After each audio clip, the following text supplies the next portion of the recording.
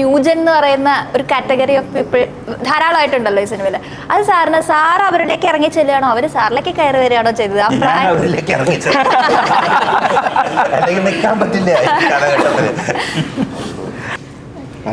അല്ലെങ്കിൽ അവര് കൊന്നു കൊല വിളിക്കും. ഈ ഇരിക്കുന്ന ഇങ്ങനെ ഇരിക്കുന്ന ആളെ ഒന്നും കണക്കാക്കണ്ട. അത് ഓരോരുത്തരും ഓരോ എന്താണ് പൊട്ടാസാണ്, അറ്റം ബോംബുകളാണ്. അപ്പൊ അത് അതിലേക്ക് എല്ലാവരും അതിൽ എത്തിയില്ലെങ്കിൽ പ്രശ്നമാണ്. ബുദ്ധിമുട്ടൊന്നും ഉണ്ടായില്ല അല്ലെ.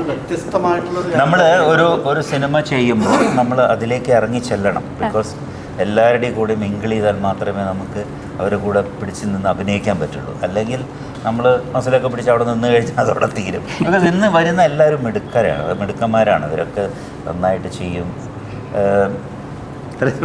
അതെ, അതുപോലെ ഞാൻ ഇവരോടൊക്കെ പറയാറുണ്ട്. ശങ്കരേട്ടൻ്റെ ആദ്യത്തെ സീൻ തീർന്നപ്പോൾ, ഫസ്റ്റ് സീൻ തീർന്ന് നമ്മൾ ആ ഷോ എടുത്തുകൊണ്ടിരിക്കുന്നു.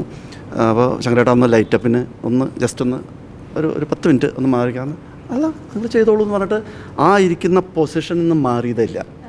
അപ്പോൾ അത് കണ്ടിട്ട് ഞാൻ ഇവരോട് ഓരോരുത്തരോടും പറഞ്ഞതാ, ഇത് കണ്ടു പഠിക്കുക. കാരണം ഇങ്ങോട്ട് വിളിച്ചാൽ അങ്ങോട്ട് പോകുന്ന ആൾക്കാരാട്ടാ. ഒരൊറ്റ മനുഷ്യനെ എനിക്ക് കയ്യിൽ കിട്ടിയിട്ടില്ല. അപ്പോൾ ഇതിൽ ഗോപൻ എന്ന് പറഞ്ഞ ആൾക്കാരുണ്ട്. ഗോപൻ പറഞ്ഞിട്ട് ഗോപാൽ കൃഷ്ണ എൻ്റെ എക്സിക്യൂട്ടീവ് പ്രൊഡ്യൂസറും കൂടിയാണ്. അപ്പോൾ പുള്ളി എന്തെങ്കിലും ഒരു സംഭവം കൊടുത്തു കഴിഞ്ഞാൽ ഷോട്ട് വെച്ച് ഇങ്ങോട്ട് തിരിഞ്ഞ് നോക്കിയും ഗോപനെ കാണില്ല. പിന്നെ ഗോപനെ തപ്പിയിട്ട് ആദ്യം ഓടണം. ഈ ഓടണ ആളോ ഇവിടെ നിൽക്കുന്ന ആളാവും. കാരണം നമ്മളൊരു കൂട്ടായ്മ. അപ്പൊ നമുക്ക് കാണിച്ചു കൊടുക്കാൻ ഒരു ബെസ്റ്റ് എക്സാമ്പിൾ ശങ്കർ സാർ നമ്മുടെ കൂടെ ഉള്ളപ്പോ പിന്നെ കണ്ടുപഠിക്കുക എന്ന് പറയാം.